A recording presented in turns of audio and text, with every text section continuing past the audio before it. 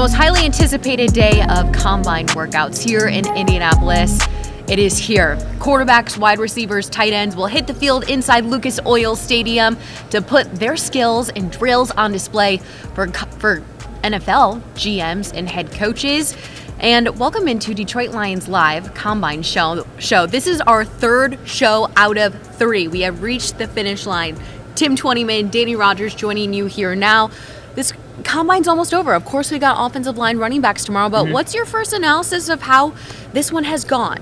I think the groups that you expected to do well and test well and, be talked about in terms of the top, classes in this draft, I think that it's panned out so far. The defensive backs, I think it's a really, really deep class of defensive backs. I think there's a lot of edge rushers, and we saw in the testing the edge rushers really showed out. I think this is going to be a really deep running back class, and so they're going to start testing tomorrow. But, I think there's going to be some really good testing there too. So I think it just reaffirms some of the positions that you thought were really strengths in this draft. I think over the course of the last few days, that's kind of shown here in Indy.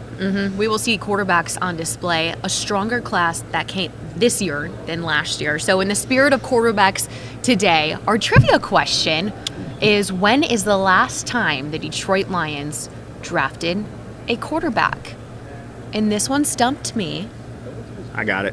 I'll give a little hint.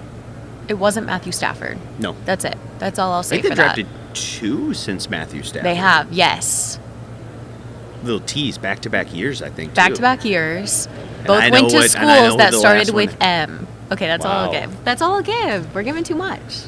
I wish the cameras could, by the way, see. Look at how you're prepared for all these quarterbacks. I have you so got many all notes. Your little sheets we of notes are talking here. Quarterbacks. Tim, when people were telling me people weren't really telling me. I was going on Twitter a little too much and looking at comments. That happens.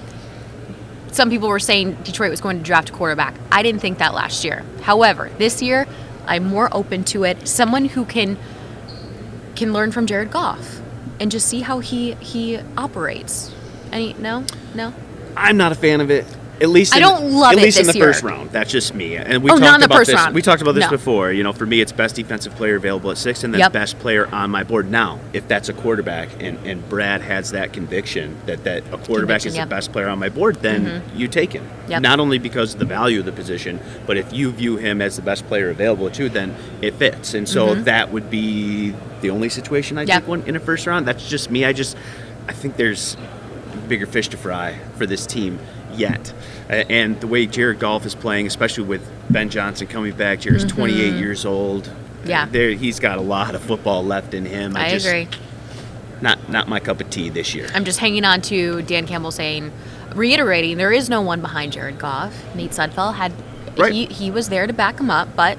And that's a valid point, because if something does happen to Jared, obviously need a functional backup. You want to be in a situation where you can, have somebody that can step in and win you a half, win you a game, win you feel really good about it. Yeah, that you feel really good about it. And me and PJ Clark talked about this on our podcast this week too. Is about just that can become an asset too. I mean, you look at that position. You draft a young guy. Maybe it's not the first day, but day 2. I'm open to day 2. Day 2, you draft a guy, you develop him, and you hope Jared continues to play well and is your quarterback for a long time. Well, now that guy becomes an asset for you. Right. Now you can flip that and turn it into a second-round pick, like we saw with Garoppolo when he was Tom Brady's backup, and some of those other guys that have developed over the league. So you can do it that way too, where you have a lot of confidence that you've got a good backup, but you can then flip that later on if your guy continues to be the guy you expect him to be. Yeah, no, by no means not the 6th overall pick. I don't think Detroit should use it on him. Not my cup of tea, but it's not my draft. We also do not draft here. Okay, let's get into these quarterbacks who are picking up a lot of talk here around the combine. And there's a good, solid class this year. We'll start with these top 3 that we want to take a look at. You've got Alabama's Bryce Young, the first quarterback in Alabama history to win the Heisman. Insane. You've got Will Levis, Kentucky Wildcats, who has had a pretty consistent 2 years there for Kentucky. And then you've got C.J. Stroud, Ohio State Buckeyes, who had the luxury of throwing to the likes of Garrett Wilson, Chris Olave, Jackson Smith and Jigba, Marvin Harrison Jr. So will that translate to the league if he doesn't necessarily have that receiver room? But Tim, let's start with a little bit of the controversial take of Bryce Young being on the shorter side. What did he measure here at Combine? 5'10", 204, and the 204 is good. I think a lot of people thought that he was going to be under that, and I just to maybe put that in a little bit of perspective, I am 5'10", 205. Yes. I am Bryce Young. You are going to draft Tim Twentyman as your starting quarterback much slower, teams. less arm strength. There are a lot of intangibles that don't apply, but just from a frame standpoint, you can see it is. This is 5'10", 205. This is Timothy. This is Bryce. Yeah. So yeah. That's Bryce. But you have great golf skills. I think I could beat him in golf. When you're not at work, I'm like, You will find me on the golf course. If it's sunny, course. I know where Tim Yes. is at. Bryce Young threw for 4,800 yards, over that in his in 2021, and then over 3,300 just this past year. Yeah. Had an okay year. Took a couple of lumps. Alabama lost a couple of games, Yeah. which was Wasn't typical Alabama not year. typical. No. What are you seeing from Bryce Young that these teams could be attracted to? I think he's the best quarterback in the class. I think just all the intangibles. I mean, he's a really bright guy, really good arm strength. I love the way he moves in the pocket. You've seen that from the first couple highlights here. You know, Joe Burrow, I think, is the best in the league at doing it. Not so much using your legs to create plays, but to create space, like that play right there. And I think you see that over and over again with Bryce. That move in Texas, just a little dip, and that was a crucial moment in that game that helped them win that game. So look, he can use his legs. He's got a good arm strength. You worry a little bit about the size, the 5'10". He's got to you got to create some windows for him in the NFL and maybe some things he won't see. But I think overall, just all the intangibles, everything else he brings on and off the field, I think he's the best one in the class. And if you're looking for a quarterback, I think he's got the most potential to be the number one overall pick. Ooh, all right. On the flip side, you have Will Levis of the Kentucky Wildcats, who really came onto the scene. Yeah. He's more of your typical quarterback size, 6'3", 231 pounds, and man, he has an arm on him, doesn't he? Cannon. Somebody asked him when he talked to the media, "Why are you going to throw?" He's like, "Because I have a cannon. I want to show it off." People are like, "That's a Dan Campbell guy right there." Yeah, but the inconsistency is the one thing I look at with Will, and I thought he had a much better season in 2021 than he did in 2022. You always worry a little bit about that. I didn't think he really kind of elevated a lot of guys around him, which is always a concern to me. And then the one biggest thing is touch.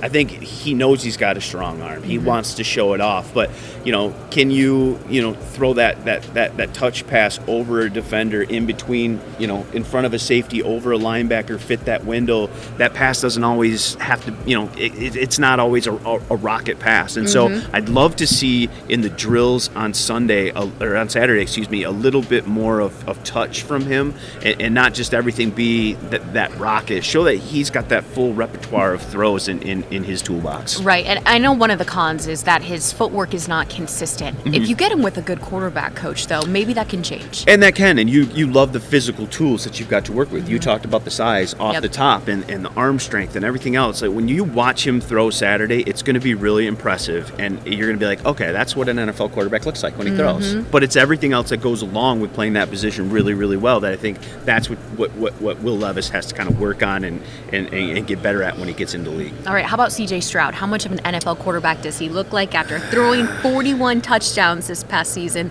for the Buckeyes? Yeah, again, you love the player, right? When he stands there in the pocket, big, physical. 6'3", 218. Yeah, really accurate. The thing I worry about with him, and I've always worried about it with Ohio State coaches or quarterbacks, and you mentioned it off the top, all the guys that he got to throw to, is he a system guy?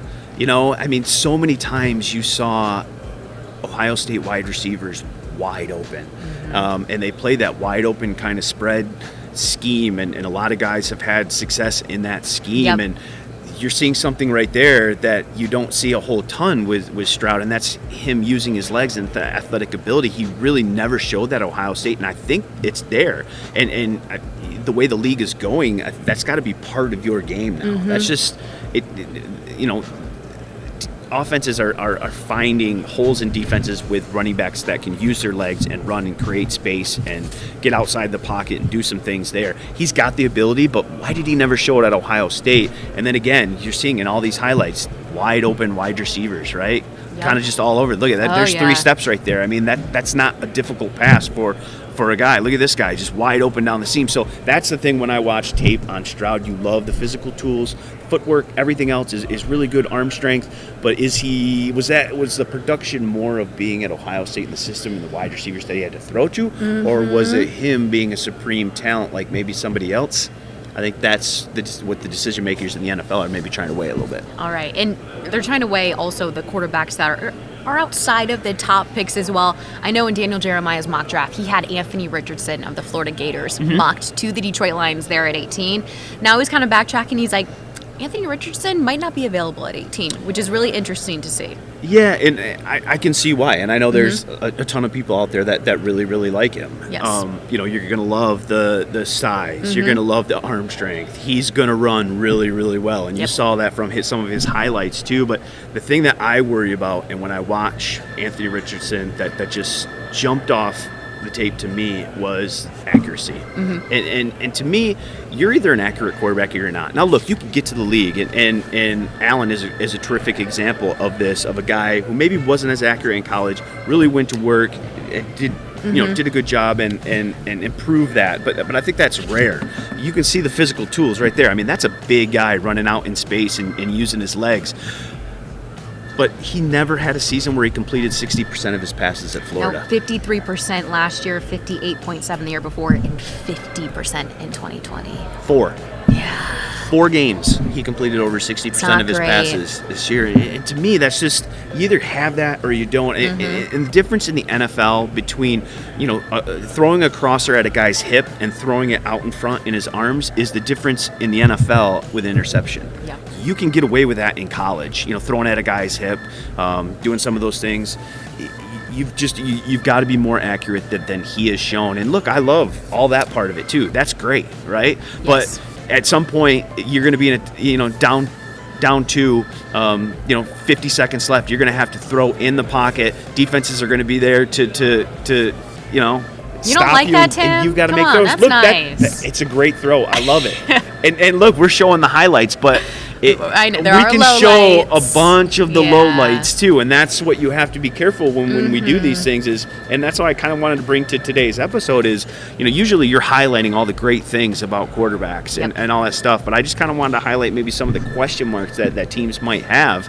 And I think there's a lot with Anthony Richardson. I will admit there's a lot to love too, especially some of the stuff we're seeing right now. I mean, look at that. That is a big guy navigating space, creating with his legs. I mean, offensive coordinators are going to love that. Yeah. But an offensive coordinator is also going to pull his hair out when he's throwing a 10-yard out and he throws it at the hip and it's picked off in return for a pick six. So that's the stuff we don't show. So that's the stuff that you have to evaluate, and that's why to me, Anthony Richardson is an interesting case study for teams when they want to go picking up in the top 10 at a quarterback. Just reading about his size and what he's able to do with his legs. Huge And ceiling. he sounds like Josh Allen. Flip the page, player comp is Josh Allen. If you can get a mobile court, 100%. Yeah, and look at what Josh Allen is doing in the league, right? He's and look what and so I get it and I understand it. But I thought Josh Allen was a much better passer just in terms of accuracy than Richardson was coming into the league. Yep. And that would be my biggest issue with him. All right, Hendon Hooker. We're going to touch on this Tennessee guy real quick because they were ranked number 1 in the country at one point. Impressive the Volunteers. guy. I like him. Very impressive. The only downfall, he's coming off that torn ACL he suffered this past season. Well, and the other one is 25 too. And I think he is some an older teams boy. will worry about that maybe a little bit. He's going to be 30 years old or pushing 30 by the time he's up for his second contract. Right. So I don't know if some teams are not going to love that part of it, but he did throw 69% completion in comparison to Anthony Richards' 53. 2 interceptions. Yeah. I mean, here we are. Excuse me. And so that's the thing. You love everything about him. I think he stands in the pocket. He delivers. He's not afraid to use his legs. Look at it right there. That little jump cut and get to the sideline and showing off a little speed.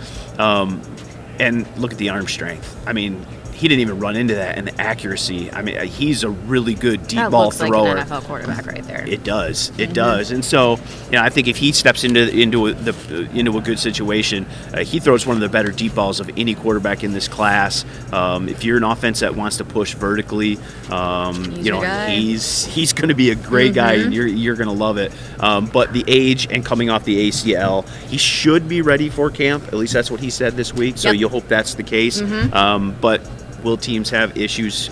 Can I take a 21-year-old quarterback with some similar skill sets, or a guy that's got the experience but he's 25? I don't know if teams will care, but I think there might be some, and they'll investigate that part of it. They sure will. All right, we had a chance to hear from most of these quarterbacks here at the Combine, a chance to get to know them a little bit better and how they present themselves there at the podium in front of all this media. Let's take a listen. Again, I've been this size, respectfully my whole life. I know who I am. I know what I can do, and for me, I think it's fair. Everyone can speculate and ask whatever questions are necessary, but I'm going to continue to control what I can control. Keep working my hardest to put myself in a good position, and I'm confident in myself. I know what I can do, and I'm just excited to get to that next level. That's a good question. For me, I feel like I'm someone who pushes myself and prides myself in my preparation and processing and leading a team and an offense. For me, I make sure that I do whatever I feel like is best for the team. I try to make efficient decisions, and again, after every time, whether it's run or pass, try to make sure that I'm doing and playing the most efficiently for the benefit of the team. And misconception-wise, to be honest, I don't really know too much that's out about me. I'm grateful for everyone's opinions and for the media for all the coverage and everything. But honestly, I'm not really on social media that much. I'm not really watching too much about me. I respect everyone's opinions, but I focus on what I can control. So I take the advice and the direction of the people that I trust in my corner and people at the next level, and that's kind of what I try to focus on. One thing about me, I want to show first and foremost is my foundation, how I am as a man, I am as my person. And of course, I want to show I'm a man of God and let that be known. And then secondly, I just want to show that who I am. I want to be myself. I want to be unapologetic myself. No matter what room I step in, I want to let them know that I control the room and that I'm a leader. And then third, I want to show them the IQ that I have about the game when they ask me questions about plays or different things like that. That I let them know that I am a student of the game and I'm willing to learn, and I know I have a lot to learn. So, but I do come from an offense that is high power, and I did put a lot of points up, but am willing to go back to square one and learn it all over again just to be great at this league. So those are three things I'll try to show. Physically, I just say my arm talent. I think I got one of the stronger arms that's come out of any draft class in recent memory. And then just who I am as a person, kind of my morals, what I stand for, my values. And I think that's been the most kind of beneficial thing for me to be able to share with these coaches throughout these formal and informal interviews, to just get them to know me as a person, get them to kind of understand how seriously I take every aspect of my life, and just letting them know how much I love ball and how I'm able to use those values and those morals to make me the best person in the locker room and on the field as possible. I'm able to do everything on the field, run over people, jump over people, run past people, throw the ball pretty well. So just tying it all together, I feel like that just helps me become a better quarterback. Growing up, it was always Cam Newton for me, but then when I got to high school, just seeing how dynamic Lamar was, I tried to implement both of those guys in my life. And I started calling myself Cam Jackson in 11th grade, just trying to make big plays, so just Cam Newton and Lamar Jackson. First and foremost, I want to come in and learn, be a sponge from any and everyone. If that be vets, coaches, on the field and off the field, how to be a pro. That's the first thing I want to do, and then just embark my, my character and the person that I am, building trust around the whole organization. My consistency and my accuracy, as you can see on film, I've completed 69% of my passes. So I continue to be accurate and get the playmakers the ball. That's the main goal. I mean, I hope to be playing every down, winning a lot of games. I think, I know how to win games. I hate losing more than anything, and I hope to have a ring. Saying 5 years later, I think that's kind of what you shoot for every year. So, 5 rings would be ideal. I know it's kind of a reach, but that's what you want. Going back to a little bit to what I said before, look, I'm going in there and being myself. I'm intense about the game of football. I love the game of football, and so for me, it's going in there and not trying to be any fake person, not trying to be anybody else. Explaining how I play the game of football and how I attack the game of football, how I prepare for the game of football.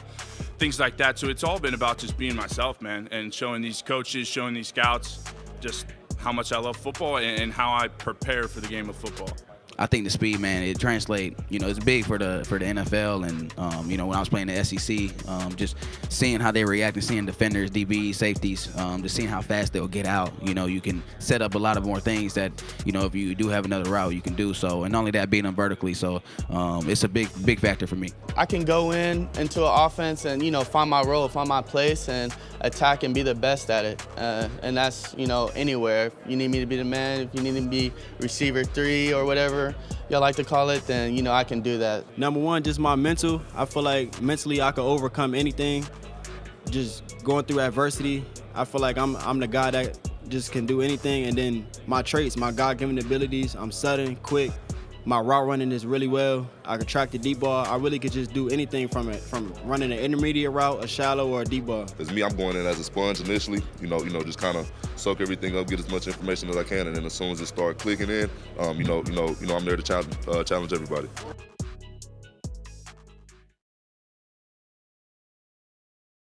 Now joined by linebackers coach Kelvin Sheppard, who 11 years ago was right here training at the NFL Combine. Anything changed since your time, Coach? A couple things, like we were just talking off camera. The biggest change is the interview process. It used to be conducted over at the train station, and it was cool. It was like a gauntlet. You would go in, and kind of the similar structure, but it was a little more intense back at the train station because it was people pulling you for informals. Then like jump in this cart, and then you go in the cart. You go in a dark train and all the coaches in there. It was a little more intimidating. And then you go to the next card, then you go to the next card, then go to this informal. So now it's a little more bougie. They got it up in the suites for these younger guys. They lay it out for them, the red carpet. So that's probably the biggest difference. Okay, what was your favorite part and why was it eating St. Elmo's shrimp cocktail? Can we do it? Come on, I'll do it with you. We'll cry together. I can't believe y'all set me up. If you guys like don't this. know, shrimp cocktail at St. Elmo's is critical here. Oh, are you just doing the one bite? No, Danny, we're going to scrape Danny. Can you please show what you're doing right now? He's cutting the shrimp cocktail. And scraping some of this foolishness off the top. All right. I don't want to cry more than you. Fine, I'll do it. So are we doing the whole half? We what should are we probably doing? do one full bite. Bite? Okay. Yeah, we'll get it over with. All right. Okay, 3, 2, 1. Oh, my God.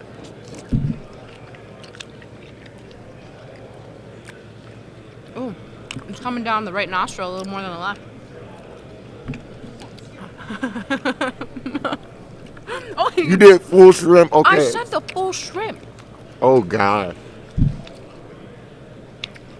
I haven't had much breakfast yet. This is the first thing I ate today. Ew, I hope you know disgusting. that. Oh, my. That's disgusting. Okay. Okay, we got that over with. Did you try shrimp cocktail when you were here 11 years ago? I actually did. Okay, good. Yes. All and right. then I played here in 2013, 2014, so pretty familiar with how bad this can get, unlike Dre Bly the other night. So you're coming out of LSU. Hi, Coach. Dre Bly. Well, I'll ask him about that later. And the tears. Coming out of LSU in 2011 as a linebacker, drafted in the 3rd round to the Bills. Yep. When you were training here at the Combine, what was honestly the mental aspect like? And that includes some nerves, maybe. Absolutely. And I tell, and that's the thing I try to do. Like, a lot of coaches try to intimidate the guys, especially back when I was. On purpose? Yes. And I'm like, they're already under enough mental duress. So I kind of do the opposite. I kind of relax the guys when they come in the room for the interview. I kind of prep them. I let them know what they're about to get themselves into. Because I don't think people really realize the physical thing is one thing, but really that's the easy part if you ask me. Yeah. It's more of the mental stuff. Like, being here 4 days before you actually work out, like going from a structured environment where they were training, it's like routine to wake up, eat, work out, do this, and then you break that routine, you come down here, you have people poking and pawing at you, so it's more of a mental thing than it is physical here. What was the weirdest question you were ever asked by a team as a prospect here? Oh gosh, like the weird thing is they'll go back to like high school and like They do? Yes. And like if you had things, why did you get suspended? And I'm like, what? What'd you get I'm like, suspended I don't even for? remember. What'd you get suspended for? throwing things off the bus Oh my God. when I was younger. Okay. Can we I pull was- up? Here, we're gonna give people a look at a younger Shep, please. Oh, no, that will you're help not. put together that story. No, you're not. Of What do you? possibly who was throwing Oh, things I out of feel a like bus. I've been set up. You've been set up. Like, Shrimp cocktail. Oh my gosh. So this young man was throwing things out of the bus and got suspended. Well, this was a more mature. Oh, you are that's dead okay. wrong for this. Y'all are dead wrong for this. Okay, so I think this was junior, senior year. The bus Yeah. incident was like 9th grade, Okay. trying to establish that I was a cool kid and things like Cool that. boy, yeah. That was the wrong And it way got to su- go about it.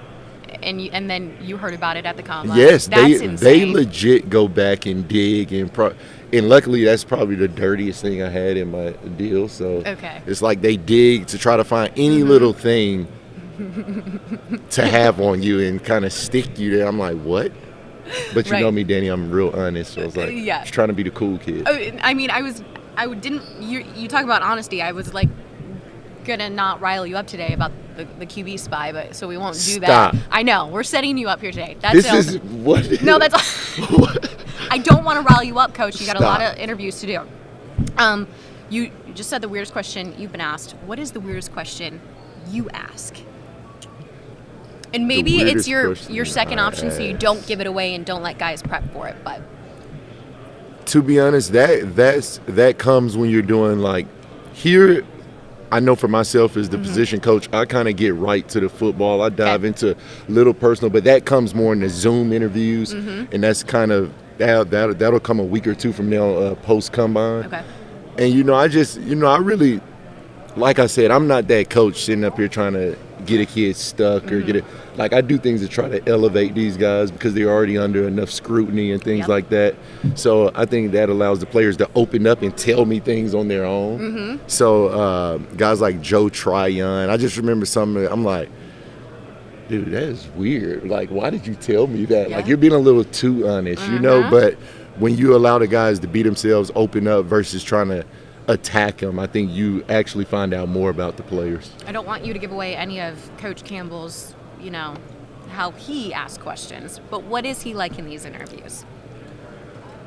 Dan kind of sits back, to be honest. Like He he's in there, bro, observes, right? and he really does. And that might be more intimidating. It is because, and then out of nowhere, he'll get out his seat and go up to the screen. He's like, all right, well, tell me this. If this guy goes here and that guy goes there, what are you going to do? Is that your impression of him? And then the players are like, I'm like, don't get nervous. Dan is one of us. Like, you know, Yes. everybody, because he's this he's this big head coach figure, but he's just a guy. He's one of us.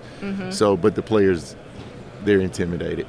You played 8 years in the NFL. Yes. Longevity might be your middle name. Did you ever go up against Dan Campbell in a game? No, I did not. I missed Dan by a year. Dang it. I literally missed Dan by a year. Okay. We actually talked about that. I told him I would have kicked his butt. But I believe that. What is your best piece of advice for these prospects that you get to talk to about having longevity in Yeah. the NFL, which the other meaning of it is not for long? I think it really is being authentic, being true to who you are, like what got you there. Don't get to the NFL. A lot of these guys get to the NFL, and the first thing you do, you go in the locker room and you try to attach to the star player, and like you try to do what that guy is doing, not understanding that that guy you're looking at has been in the league 7-8 years. He's established. He's made his money. He's on the tail end. You can't operate like that guy. Right. So I just try to remind the younger players, the younger guys, like try to find the pros and not like the superstar quote unquote players. Okay. And find out how did that guy play 12 years? How did he play 10 years, 11 years, and kind of put your own little sauce on it. Because the worst thing players do, I see it year in and year out, they try to be that guy. They try to emulate that guy. They try to do what that guy do, and the next thing you know, they're out of the league in 2 years. Who was the pros pro for you that you were able to take after? The pros pro for me when I got drafted to Buffalo was Kyle Williams, defensive tackle out of LSU. He had like a 12-year career. Wow. And he kind of took me in because I'm an LSU Yeah. guy, so it was kind of a get over here, Shep. Let me show you how to do it. You know, stay true to who you are. Hard work, value things. Don't live life harder off the field than you do on the field. That's Yes. another thing where guys mess up because you run into this well, these guys have money now coming out of college with the NIL. But back then, you didn't have money in college. And then you step in this atmosphere, you have unlimited money, unlimited resources, and it gets the best of people at times. Yeah. So just staying humble and staying true to what got you here to this point. Is this everything you tell Rodrigo in the locker room? Oh, that freaking knucklehead. He texted me yesterday. What do you say? What are you doing? Hey, any Want linebackers to down hang there? out? Oh. Any linebackers down there? Oh, I was like, yeah, I'm trying to scouting find your competition. replacement. Yeah, you're telling that. So you keep better him on go edge. work out right now. You better. Last but not least, let's talk about Rodrigo. And we got Derek Barnes, too. Absolutely. Another young guy. How do you like your linebacker room shaping up going into this season? I love those two guys. It's kind of unique right now because my room was gutted kind of after this year because I had a lot of guys on one-year deals, in a sense. So right now I'm looking at a room where those are my two players right now. You're young. And Brad knows, like, I accept the challenge. I love it because I appreciate the developmental aspect. To me, anybody can coach a $15 million player, a $20 million player. Yeah. That's more like I find joy in finding these guys in the later round. Rodrigos. Absolutely. And guys who are willing to work, sacrifice, and put in the time. And you see the fruits of his labor, the fruits of Derek Bourne's labor. Rodrigo's kind of the hot guy, but D. Bourne has took some tremendous strides, and I have a lot of expectations of him this year. All right, Coach. Thank you so much for stopping by and letting us set you up. You guys, this was a complete setup. Yeah, but no problem. Anytime, Danny.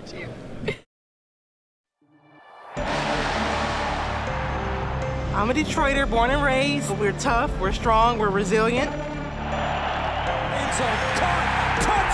In the D, we carry this team on our shoulders. Detroit is a football town, we're a football city, and we stand behind you all the way. We love you and we're not going nowhere. And I am so excited because we're coming. It's coming. Yes! Touchdown, Detroit Lions!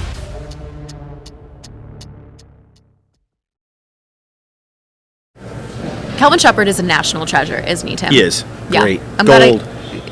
Phenomenal. It was one of the more popular podcasts I did last offseason, Yeah. having him on, and that was kind of where the Malcolm Rodriguez Mhm. kind of love started. Yeah. And he was a big fan, but he's great. Look, he speaks his mind. Yeah. And I love the fact that Dan Campbell allows his staff to do that. Do those things, speak their mind, be themselves.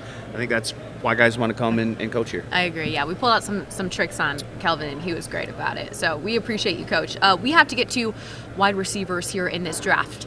Lions took Jameson Williams last year, coming off a torn ACL. And I liked the question that a reporter asked. I think it was Brad Holmes, or it was one of the two, or Dan Campbell. It kind of feels like Jameson is a first-round pick again coming into this season. Not a lot of wear and tear. He got into a couple of games, couple of snaps. So maybe wide receiver isn't a top priority for the Detroit Lions, but we still got to talk about them. Here are four that we want to highlight for you guys. Ohio State's Jackson, Smith, and Jigba. Look, those are his 2021 season stats you're looking at because he had 0 touchdowns this past season for the Buckeyes. He was dealing with some hamstring injuries. Quentin Johnston, TCU. I mean, those Horned Frogs getting to that national championship game. Who'd they beat in the semifinal?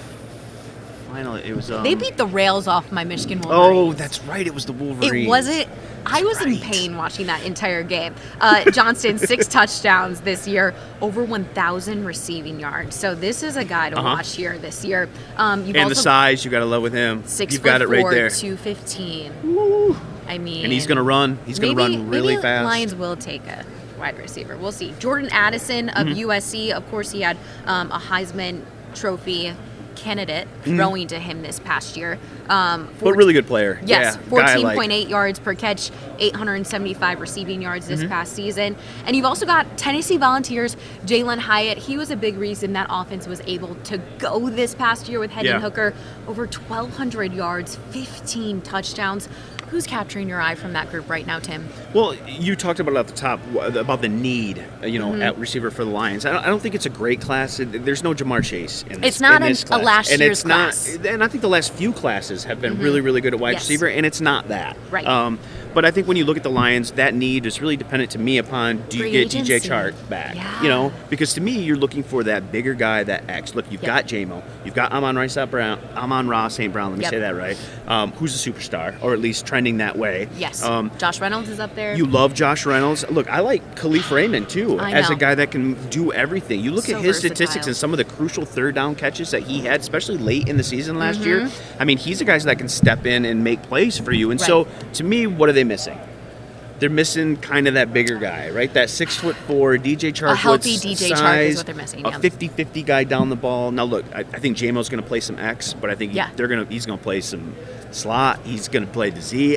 There's going to be a lot of different spots where they And I put doubt him. he's going to have a lot of 50-50 balls. He'll No, be and they're way going to out move in him around. front. Look, he's going to be a vertical threat. Yes. But to me, I think when I look at this class and I think how it fits maybe Detroit Yeah. is the bigger guys. The guys like a Quentin Johnson, guys like Rasheed Rice from SNU. You mentioned Jalen Hyatt. That ability to be a little bit bigger but make plays down the field, be that 50-50 guy, a physical presence. I think if they're going to go wide receiver, that's maybe the route they take. Maybe a couple other guys in that group. Jalen Reed from MSU, I thought he had a really, really good Senior Bowl. Showed that he can make plays down the field, be a vertical threat. Cedric Tillman from Tennessee, and then A.T. Perry from Wake. Guys that are just bigger, more vertical threats. I think that's really what they're going to be looking for at that wide receiver position, just because I think they've got all the other skill sets kind of checked off the list with J-Mo and St. Brown and the other guys that we mentioned. You can always use another wide receiver in Antoine Randall. There you go. Rather. Oh, I'm sure he'll plead his case. He's for pleading some more his receivers. case, of course. He's popping his head in there, and He made sure he stayed away from media today because he knows Brad Holmes does not want to hear about drafting 2 receivers this year.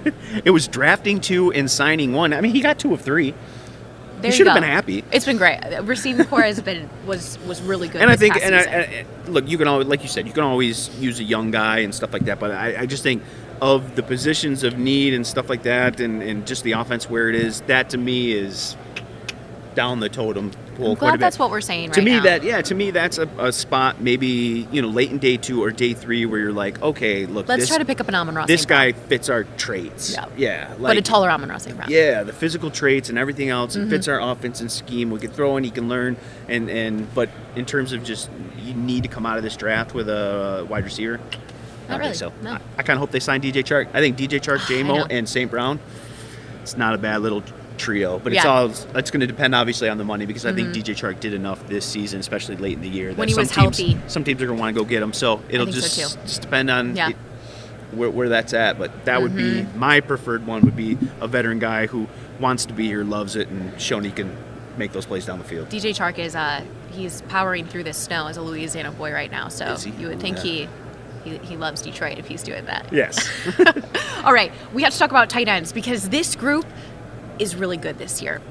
Detroit traded away DJ Hawkinson this past season. We know that. However, the 3 remaining tight ends on the roster went on to just shatter the tight end touchdown record in franchise history. Yeah, I think 11 in total was what they 12. finished. 12. Okay. 12, yep. So, do they need a tight end to draft out of this? You like class? where some of the young guys are, Brock Wright, obviously, Shane Zylstra. They, Brock Wright with the speed and the touchdown against the Jets showed, what he can do. In Carolina, Zylstra had 3 touchdown passes, kind of was that red zone guy. Yep. And I think James Mitchell, who they drafted Last year? 4th round? Yes. 4th round, is a guy that, I think later in the year after 5th round, rather. 5th round, thank you. Good job back there behind the cameras. That's why they're here. A guy that, I think once he got past the ACL, he got a late start because of the ACL injury in college. I think, he showed a kind of keen ability to avoid some tackles, make some plays, catch some first downs late in the year. I think they're looking forward to what he's going to do in year 2. But this is class, such a really good class. really It's so deep. good. I think we talked about it before, but, I think there are 11 guys with a day 2 grade in the tight end class. I mean, you can get every kind of shape, size, skill set that you want in this tight end class. So, look, you like those young guys, but again, if it fits, I think you just have to, if you're Brad Holmes, you just trust your board. Yeah. And when it gets your time to pick, if one of these tight ends is clearly one of the best guys on your board, you can't say, well, I like these 3 guys, they're young, we've got potential there. I'm going to go pick a lesser player at a position that might be more of a need, but in the end, he's not as good a player as this tight end. Take the That's better player. not how good teams draft. That's Yeah. not how I think good teams That'll be interesting. should draft. So if there's one there, and there's a great chance there could be in day 2, hey, let's take it. Mm-hmm. Look, they showed last night. You made the point that look, after T.J. Hockenson left,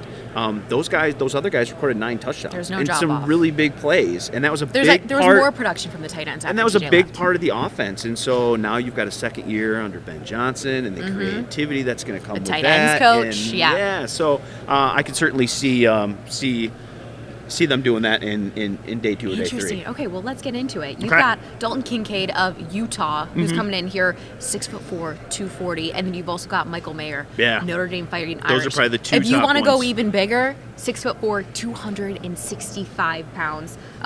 Mayer, 9 touchdowns this past season. Kincaid, 8 of them. So you've got both of these tight ends. Their numbers really mirror each other. Yeah, they do. Kincaid, 890 receiving yards. Mayer, 809. Yeah. Are these blocking tight ends? Can they do it all? What do they do? I think when you look at both these guys, I think they're guys that can kind of do it all. Okay. I think Mayer's probably the more clean prospect. I think he's a guy that you can line is up in ranked line. number You can one in his line up. class. Yeah, you can line him up in the slot. I think he's going to be really good in pass pro. I think he's a good, run blocker.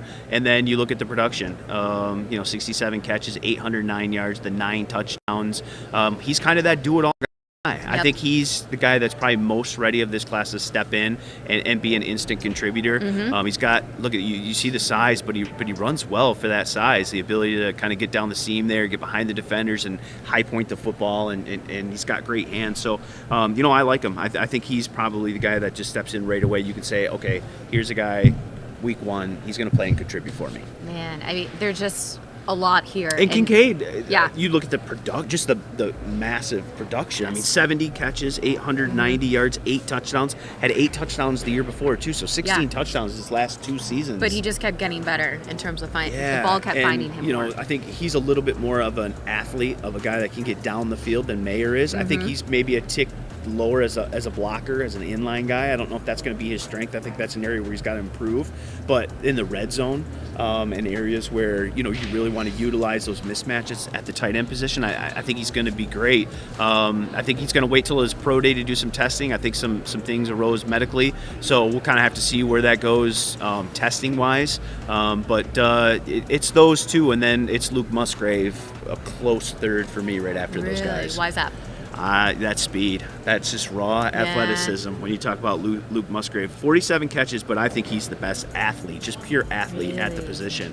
Well, when you look at him, we were at the Senior Bowl and they had the Zebra technology, tracking the speeds and stuff. He was the only player who wasn't a wide receiver, defensive back, or running back who was measured over 20 miles per hour. Oh my gosh. And you could see it, Danny, Yeah. in practice. I mean, just the separation and some of the space that he was able to create. I think he's a guy that can be a big play threat, especially down the seam at the tight end position. I think he's got some things to work on technique-wise. I think he's going to improve the route tree and the route overall, but I think he's an explosive player at the tight end position and a guy that can give you, that big play potential from that spot if that's what you're looking for in your offense. Okay, so you can see Lions taking a tight end first over a wide receiver in this draft. I could see that. Yeah. Yeah, just because right now I probably like the wide receiver group a little bit more because you've got a superstar in St. Brown and what you think is a superstar in Jameson Williams. And in Williams, what you have is a guy at any point in the game, you just put the ball in his hands and he can go for a touchdown. He just comes out of nowhere.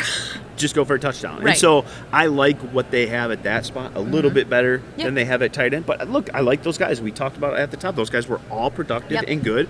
But hey, if you can add an explosive guy, a guy that maybe garners a double team here or there, it just makes your offense better and makes your depth better, makes your versatility better. And so look, you're in the business of adding as much good young talent to the football team as you can.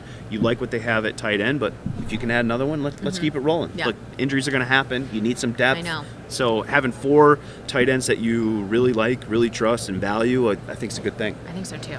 All right, that wraps up our analysis of quarterbacks, wide receivers, tight ends who are working out today at Lucas Oil Stadium. Is that the most entertaining combine day, you think? Yeah. Okay. Everybody wants to see the quarterbacks. I know, right? but I don't know. I like some the defense stuff, too. 40s for The the DB defensive drills back. look like wide the receiver DBs, drills now. Yeah, they do. But I think, as you and I both know, the quarterbacks run the top of the draft, and especially this year's draft. This so year, yes. I think if you're a Lions fan, Yep. and we talked about it, we're probably both on board of not having a quarterback at 6, right? So Very much so, yeah.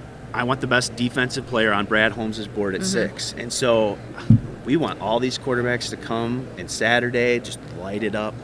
Yeah. Don't miss a pass. Look great. Great interviews. Talk for those guys. Go to the top of the draft, and then all of a sudden, that defensive player that's available to you at 6 It's right there. just falls in your lap. So that's my hope, at least. So I It's wish all all on- the it depends on quarterbacks Chicago. very much success in Indianapolis on What Saturday. is Chicago going to do? It really does depend on them, too. If it's me, I'm going with Justin Fields. And Okay. I'm taking. They've got so many issues, especially defensively, and I think especially on the edge. To me, if I'm Chicago, I'm looking at Will Anderson or I'm looking at Tyree Wilson, one of those guys that can affect the quarterback because they didn't do enough of that. Okay. Wow. I'm just getting so much anxiety.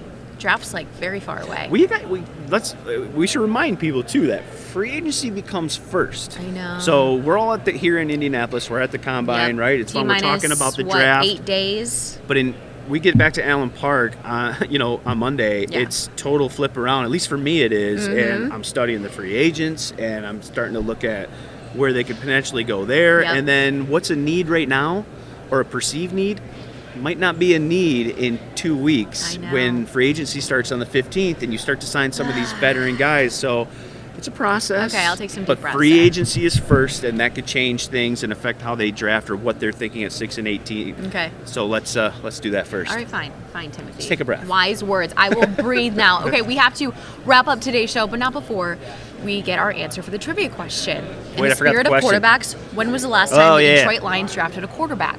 It was not Matthew Stafford. It was not Jake Rudock. Go Nope. Blue. Go Hawkeyes. It was 2017, 7th round. Go Canes. Sixth Canes. round. Sixth Sixth round. Brad Kaya. Brad Kaya. Miami. I don't think he made it out of training camp. I don't. Sixth round. Yeah. Sixth round. Take a It's flyer. everyone. I think Athletic traits, Our right? nugget is that he's now in USC screenwriting school. Very talented. He's doing fine. And he was a great guy to talk to in the locker room. I've Yeah, heard really good, great really things good about guy. him as a person. Yeah. Yes. All right. That wraps up today's show. Thanks to everyone for sticking around with us for the last 3 days here at the Detroit Lions Live Combine Show from the Indianapolis Convention Center that did not lose power today. We're very excited about that. Special thanks to Tim Twentyman, our entire crew, for making this trek. It is a long week, but we will see you guys back next week and do a little bit of a wrap up of the Combine, touch a little bit more on the offensive line and running backs. For Tim Twentyman, Dannie Rogers, we will see you back in Detroit.